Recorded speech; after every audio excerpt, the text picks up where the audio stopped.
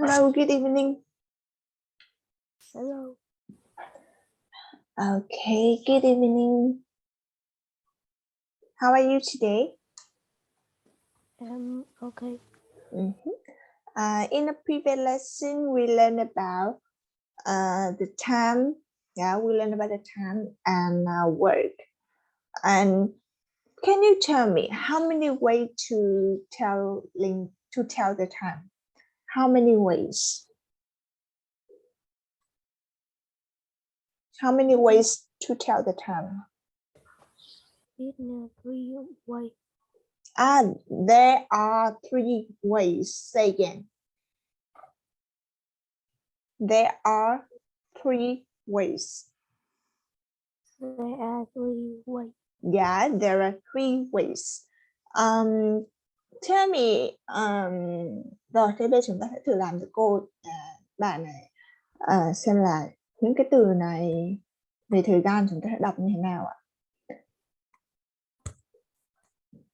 Rồi thì mình sẽ chữa bài tập sau nhé.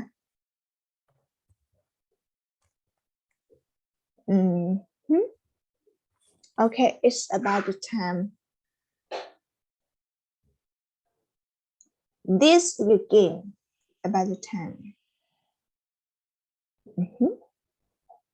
Now, what time is it?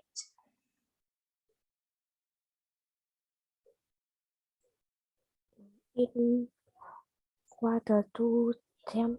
Yeah, it's 9:45. What time is it?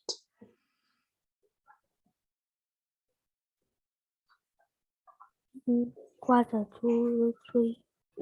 It's 2:45. And next?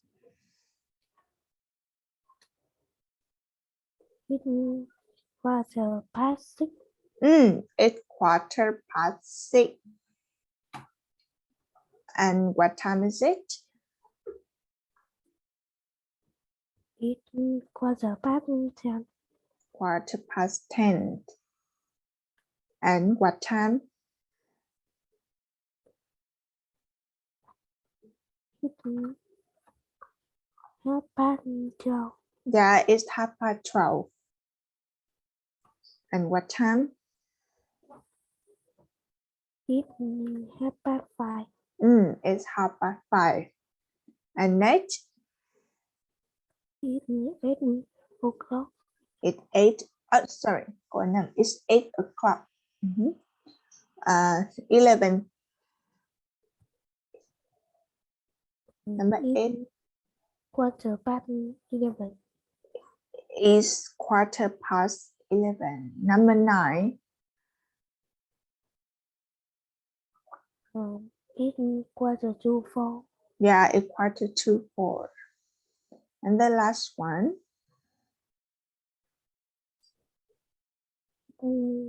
6 o'clock. 6 o'clock. Show the answer. Để cùng chú có thể show lại các bạn nhé. Chúng ta thử cho cô cái giờ này ạ. Thử một cách khác ạ. Đây là cái cách là it's câu 2 ạ. It's 2:45. Thì bây giờ chúng ta sẽ có một cách khác để nói là it's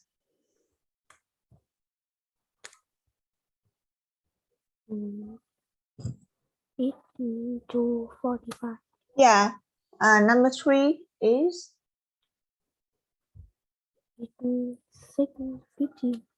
Cái cách mà 6:15 với 2:45 thì bao giờ nó cũng dễ hơn rồi đúng không? Còn cái cách kia nó khó nên mình sẽ luyện nhiều hơn.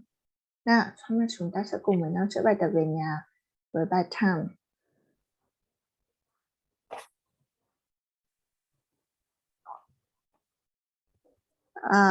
Look at the picture and write the time. Number 1 is at 4 o'clock. Number 2 is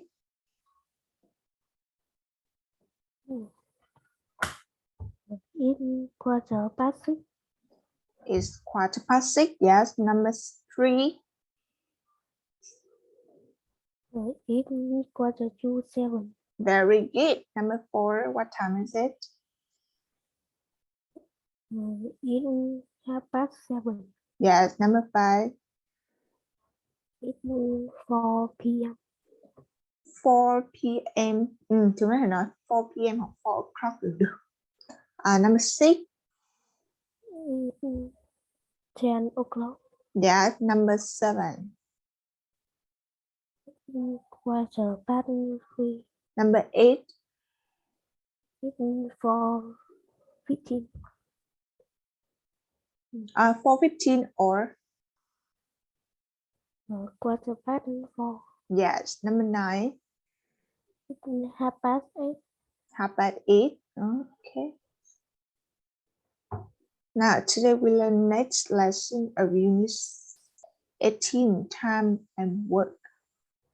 We have 3 ways to tell the time.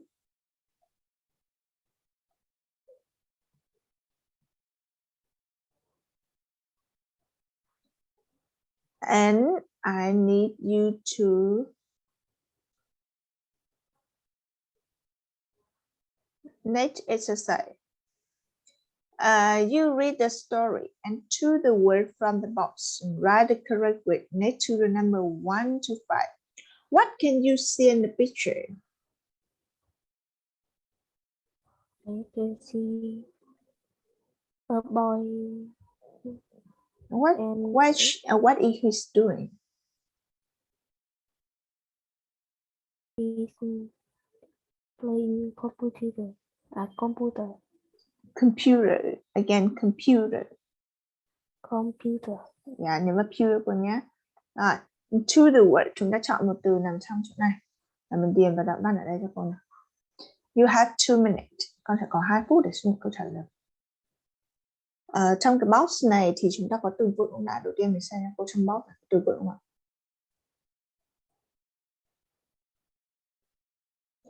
Chúng ta có từ fetch. Cái từ fetch nằm trước từ you ạ. Nó là động từ đem về. Fetch.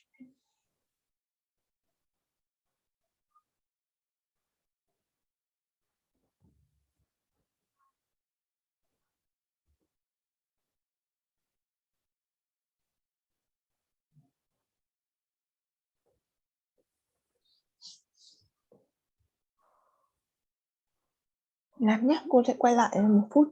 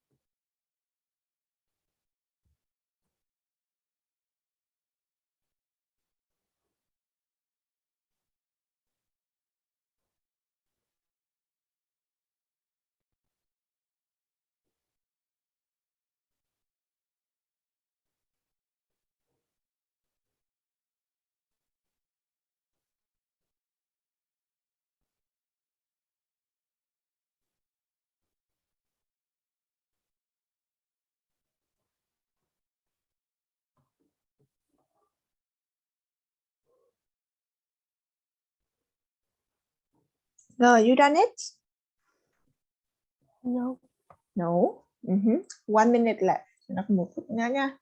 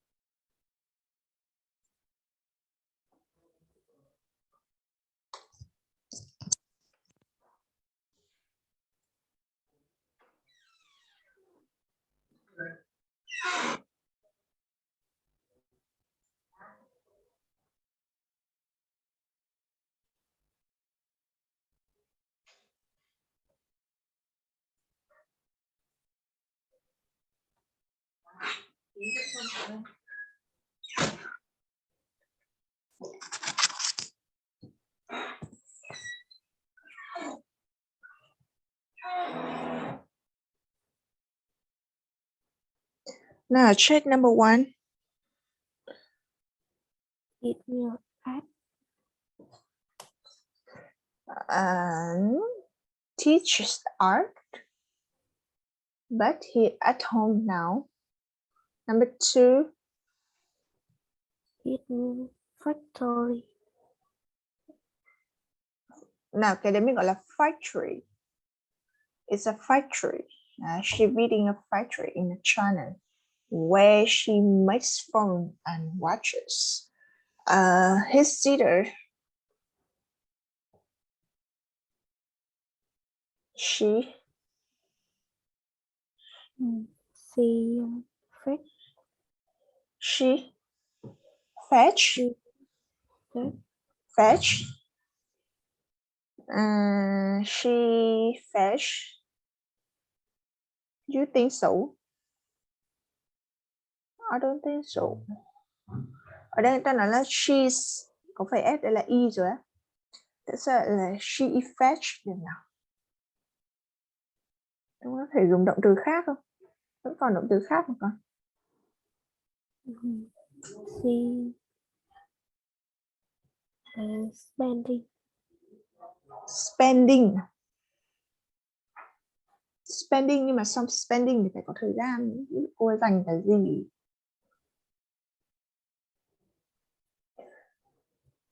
Còn cái khác không nhỉ? Skiing. Yeah, skiing in the mountain. Migrant family had to think carefully about good time to talk to each other because the time is different. In each of our country, migrant can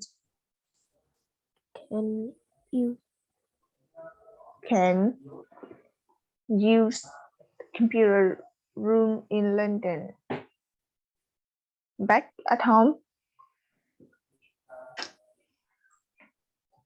Number 5.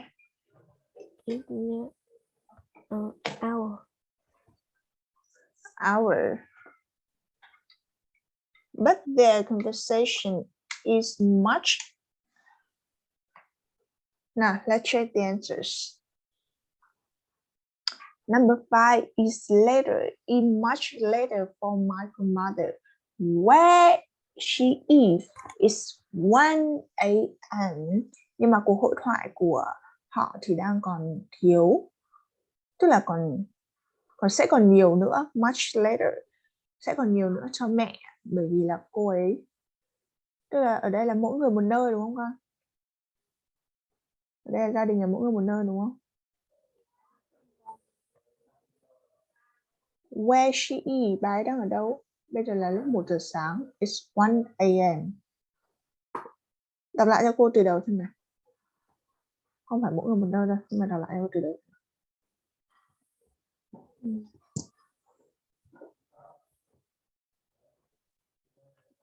Michael is in London. London. He flew there last week with some school friends. They are having English lesson at the college in the city center. He's talking and sending message. To the other To people. the other people. To the other people in his family on the internet. On the internet. Tất cả những từ mà bắt đầu bằng các nguyên âm uể oải thì mình sẽ phải đọc họ từ the thành đi. He does this in his afternoon lesson break. His father Jim teaches art, but he is at home now. His mother Mary is a Business woman. business woman. She visiting a factory in China. She is visiting a factory in China, where they make phone and watches. His sister Emma is in another country too. She is skiing with her class in the mountain. Michael family had to think carefully about a good time to talk to each other. Each other. Nói em cho cô nào. Each other. Each other. Because the time is different in each of the four countries. Michael can use the computer room in London at 4 p.m. Back at home, his dad turned on the computer at 7 p.m. to talk. After a day in the mountain, Emma go online in her hotel at 5 p.m. But their conversation is much later for Michael's mother, where she is eating 1 a.m. Now, after reading the text, can you tell me where are they? Where are they?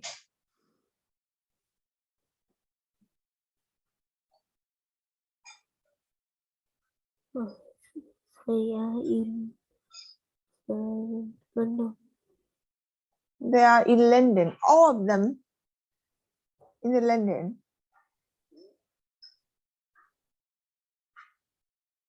All family in London. No. No. And where are they? Where Michael?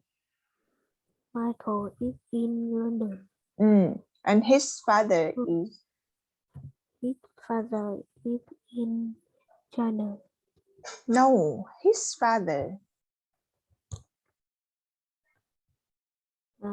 Is at home. Yeah, at home. And his mother?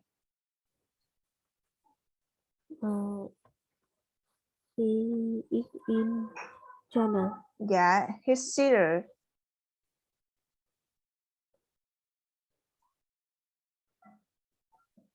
Where is his sister?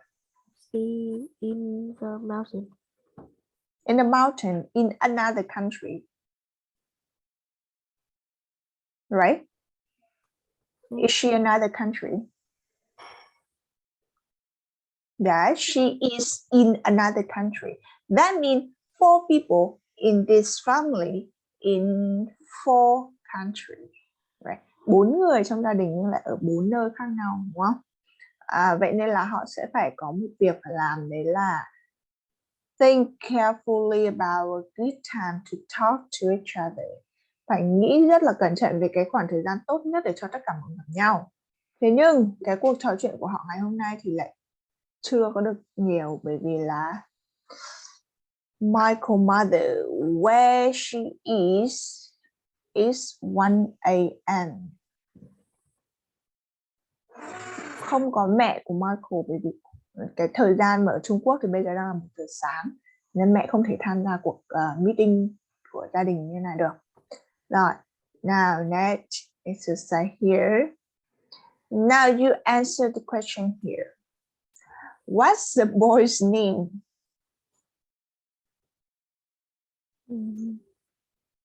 His name Michael. His name is Michael. his name is Michael. Okay, đợi cô chốt cô trình lại can. Okay, his name is Michael. And what is he doing on the computer?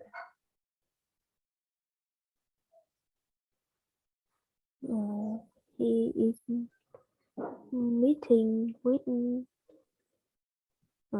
family. He is talking to his family on the computer. And number 3, why is he doing that this way?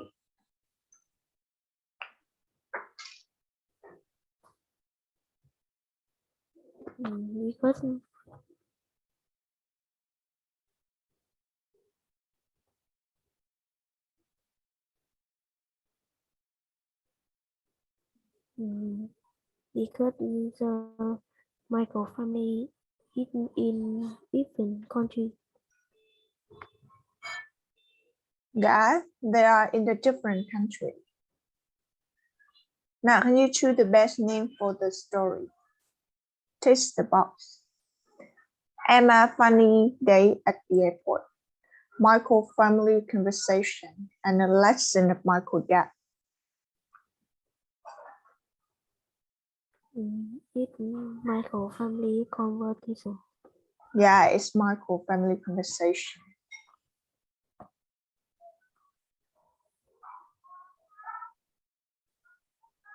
Now, can you listen and tick the box? How many questions here?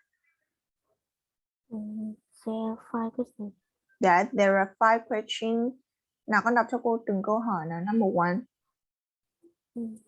What Kim's job? And how does Kim go to work?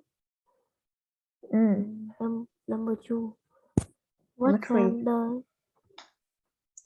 does Kim start to work? Where does Kim have lunch? What was Kim's first job? What does Kim like most about her job? Yeah, this recording about the Kim. You listen and tick the box. Are ready? Yep. Yeah, let's start. 18D. Time and work. Listen and look. There is one example. What's Kim's job? Hello. Is your sister working in an office now? You mean Kim? Yes, but only for about an hour each day. She isn't a secretary. Is she an artist then? She's an engineer. She works on roads and bridges most of the time. Can you see the tick? Now you listen and tick the box. 1. How does Kim go to work? Does Kim take the bus to work? She could do that, but she needs to drive there and to travel to different parts of the city each day. Can't she use a bike? There's so much traffic. I think she'd like to, but she needs to carry too much. 2. What time does Kim start work? What time does Kim have to be at work? Well, she has to get up at 6:15. Then she has breakfast and leaves home at 6:45. So when does she arrive in her office? At 7:30. It's really early, but she doesn't mind. 3. Where does Kim have lunch? Where does Kim take her lunch break? Does she go home? She doesn't have enough time to do that, Mr. Lowe. Is there a cafe in the building where she works then? Yes, but she usually takes sandwiches and eats them in the park. She likes doing that best. 4. What was Kim's first job? Is this Kim's first job? She told me she wanted to work in a clothes shop. Well, she didn't do that. But she worked at the police station last summer. Really? Yes, but she didn't have to wear a uniform. She worked in the kitchen there. 5. What does Kim like most about her job? Is your sister happy in her new job? She loves it. She really enjoys being outside. Does she have to go to lots of meetings too?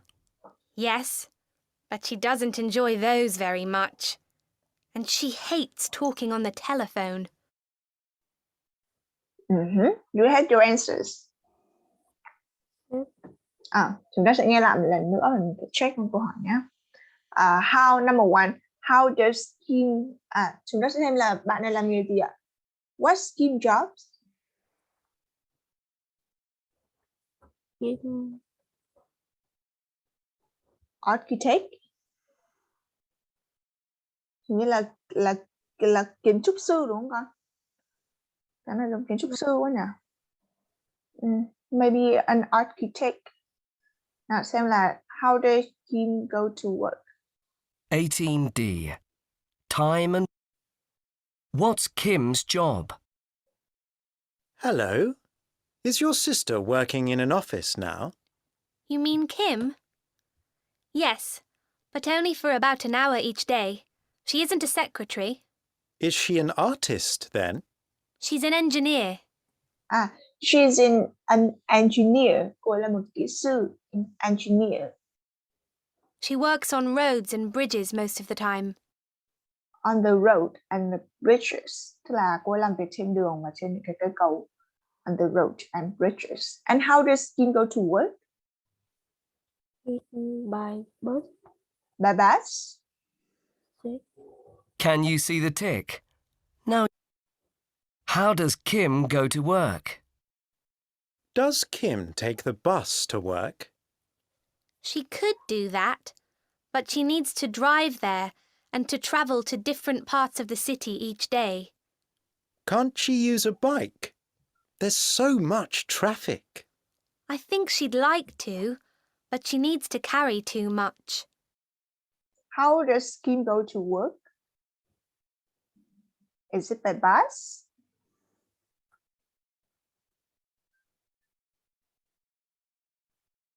By car? Not by bus. Now listen again. Nghe lại đoạn này cho cô này. She could do that. She But couldn't do that. She couldn't do that. She could do that. Tức là cô ấy có thể làm thế. But she Needs to drive there and to but she drive là lái xe ô tô con. Drive là lái xe ô tô, còn lái xe đạp là ride a bike and drive a car. Nào nghe lại đoạn này nhé. How does Kim go to work? Does Kim take the bus to work?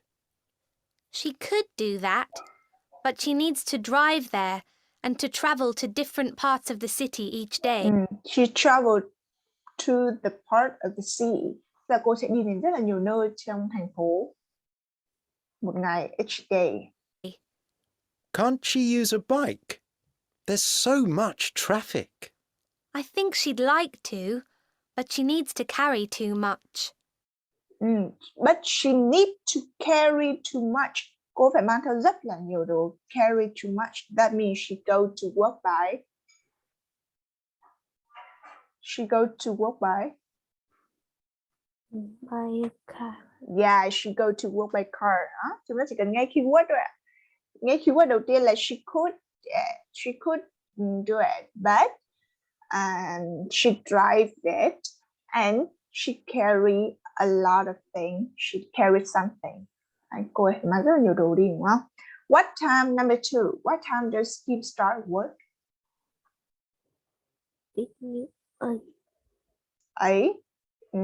Quarter past 6. Now, listen. 2. What time does Kim start work? What time does Kim have to be at work? Well, She has to get up at 6:15. Then she has breakfast and leaves home at 7:15. So when does she arrive in her office? At 7:30. What time does Kim start work? It's really early, but she doesn't mind. Nghe lại nào. Does Kim start work? What time does Kim have to be at work? Well, she has to get up at 15:15. Nó nói gì ạ? She had to Get up get up at at 6:15. at 6:15. She had to get up at 6:15. Có nghĩa là Cô dậy lúc 6:50, 6:15. thế thì đáp án A là cái thời gian mà cô dậy chứ không phải thời gian cô đi làm. Người ta hỏi thời gian cô làm việc cơ. Tiếp nè. 6. Then she has breakfast and leaves Then she had breakfast and leave home at 7:15. leave home at 7:15. So when does she arrive in her office? When did she arrive at the office? Mấy giờ khi nào thì cô ấy đến văn phòng? At 7:30. At 7:30. yeah, at 7:30. Answer C. Nào, câu 2 mình nghe rõ được thông tin chưa nhỉ? Nó có 3 khoảng thời gian ạ, nhưng mà câu A là thời gian cô ngủ dậy, câu B là thời gian cô ấy rời khỏi nhà, và câu C là thời gian mà cô ấy đến văn phòng. Và người ta hỏi là thời gian cô bắt đầu làm việc chính là thời gian cô đến văn phòng ạ. Number 3. Where does Kim have lunch? A, B or C? B. B. In the park. Now, listen and check. It's really early, but she doesn't mind. She doesn't mind. 3. Where does Kim have lunch? Where does Kim take her lunch break? Does she go home? She doesn't have enough time to do that, Mr. Lowe. Is there a cafe in the building where she works then? Yes, but she usually takes sandwiches and eats them in the park. She likes doing that best. 4. In the park? Yeah, it's in the park. She like that best. Number 4. What was Kim's first job? Công việc đầu tiên của Kim là gì? A, B or C? A police woman. A police. Nào, nghe nhé. 4. What was Kim's first job?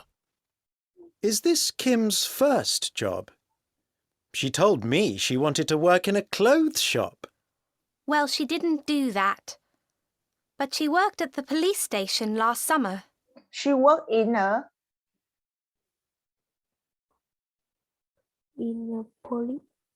police. Đọc lại câu đấy cho cô, nghe lại, đọc lại cả câu nhé. Told me she wanted to work in a clothes shop. Well, She mean that she want to work in the clothes shop. Cô ấy nói là cô ấy muốn làm ở cửa hàng quần áo này. didn't do that. Well, she didn't do that. Nhưng mà cô ấy đã không làm như thế. But she worked at the police station last summer. But she worked in police station. yeah, last summer, right? She worked in a police station last summer. Nghe tiếp nhé. Really? Yes, but she didn't have to wear a uniform. But she didn't have to wear a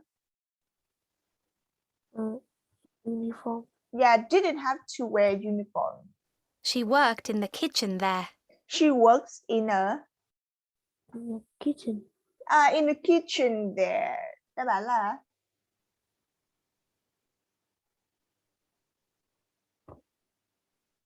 A, B or C? B. It's B. She worked in the kitchen there. She worked in a police office. Cô ấy làm ở một cái văn phòng của cảnh sát. Nhưng cô ấy không phải là làm cảnh sát. She worked in a kitchen there. Cô ấy làm ở trong nhà bếp ở đây. Thế Tức là cô chỉ nấu ăn thôi ạ, chứ cô không phải là làm cảnh sát. Now understand? Yes. Mình nghe kỹ nhá. Câu 5 nào. What does Kim like most about her job? Is A. Ấy. Yeah, that A. Nghe lại câu này ạ. 5. What does Kim like most about her job? Is your sister happy in her new job? She loves it. She loves She it. really enjoys being outside. She enjoy being outside. That means điều đó có nghĩa là chúng ta không thể tạo ra bài C đúng không? She enjoy being outside.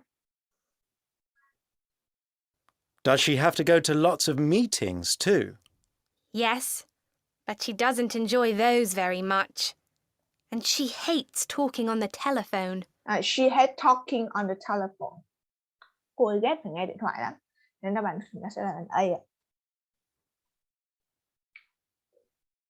Bài nghe này thì thông tin nó hơi bị rối đúng không?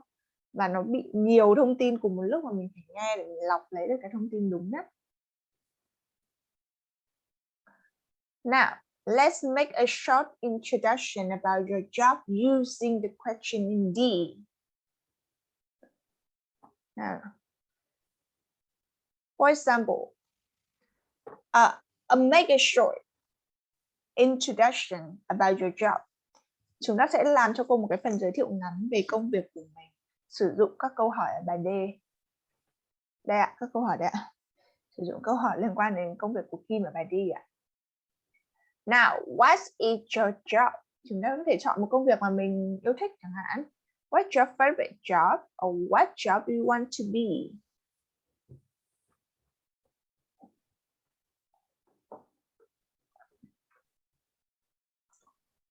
What job do you want to be?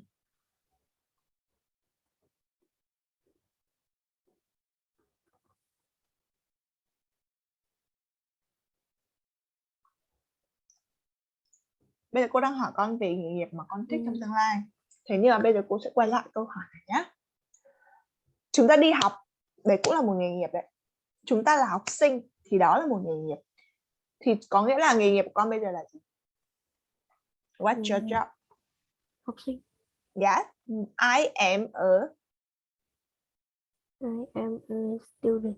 Yeah, and how do you go to school? I go to school by bike. What time do you start studying? It's 6:30. 6:30. 6:30. Start studying at school. 6:30 đã vào học rồi con. 6:30. It's 7 o'clock. Yeah, it's 7 o'clock. 6:30. That means the time you wake up. It's time I go to school. Yeah, it's the time you leave home, right? It's not the time to start the class. Number 3, where do you have lunch? It's at my grandma home. At your grandma home. And what do you like most about your job? That means what do you like most in studying? I like playing with my friend. Yeah, you like playing with your friend and you meet some new friend, right? You can meet some new friend. Đó, đấy là những cái câu hỏi ví dụ chúng ta thì miêu tả về nghề nghiệp. Đấy là nghề nghiệp hiện tại của con nhá, công việc hiện tại con đang làm. Now, can you tell me what job you want to be in the future? What job do you want to be in the future?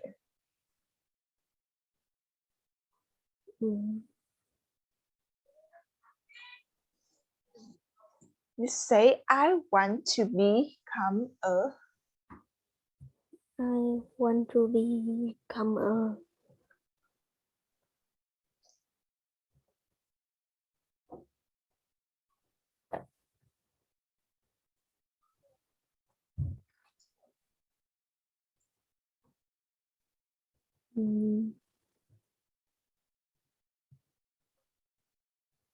I want to become.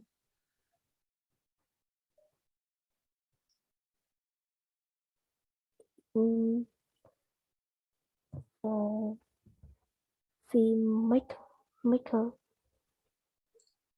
A man can make a film. A man can make the film. the film. Yep. Make the film, that means a man can make the film, that means the producers is the producers. Rồi chúng ta sẽ xem một cái ví dụ của cô nhé. I am a teacher. I go to school by motorbike and I start work at 7:13. I have lunch at school. My first job is in school in Lào Cai. I like most about my job is meeting a lot of students from all over country. Đây là một ví dụ về việc giới thiệu nghề nghiệp của mình. Tương tự thì con có thể làm cái phần này. Con sẽ nghĩ về một cái công việc mà con muốn trở thành trong tương lai, hỏi và trả lời những câu hỏi và trả lời cái câu hỏi lúc nãy mà chúng ta vừa hỏi đấy ạ. You say you want to become a producer. Is a producers or filmmaker? Đúng không? Chúng ta có thể nói là filmmaker, người làm phim mà. It's a filmmaker. And you go to work by car. You say I go to work by car. And you start work? I start work at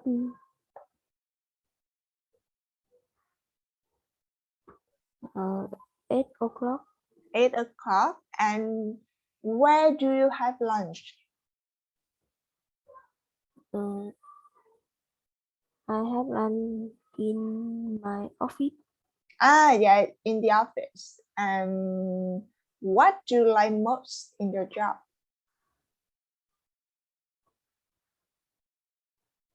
You say what I like most about my job.